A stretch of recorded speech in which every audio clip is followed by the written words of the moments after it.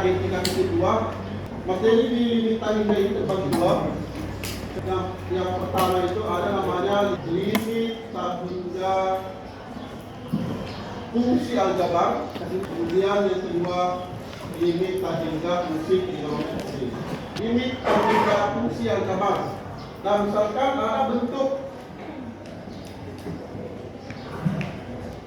Nah, ini ada fungsinya di sini fx. Apakah nanti fungsinya aljabar, apakah fungsinya trigonometri? Maka cara itu selalu ada substitusi ya. Ketika nilai x yang mendekati tak hingga ini disubstitusikan sehingga menjadi bentuknya seperti ini. Nah, ketika disubstitusi mendapatkan nilai di sini tak tentu, maka itulah bukan nilai limitnya.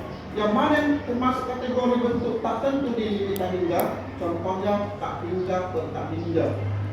Ya, contoh limit x mendekati tak hingga 1 per x.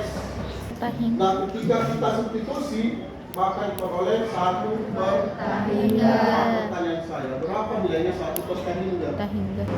Untuk melihat berapa hasilnya ini, perhatikan tabel yang saya buat ini ya.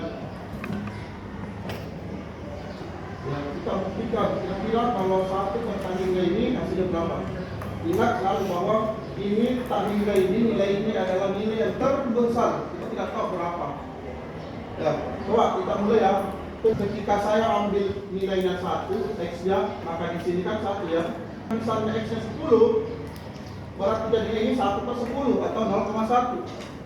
Ketika saya ambil nilainya x-nya 100, berarti 1 per 100, 0,01. Kalau saya ambil nilainya 1000, sampai seterusnya mendekati tak hingga, maka nilai fungsinya itu dia mendekati 0. Tambah mengecil dia nilainya, kan? Dia akan semakin turun nilainya. Semakin besar nilai x-nya atau mendekati tak hingga, maka nilai fungsi tersebut semakin mengecil mendekati 0. Sehingga dapat disimpulkan bahwa limit x mendekati tak hingga seperti x sama dengan 0. Lanjut, saya kembangkan lagi.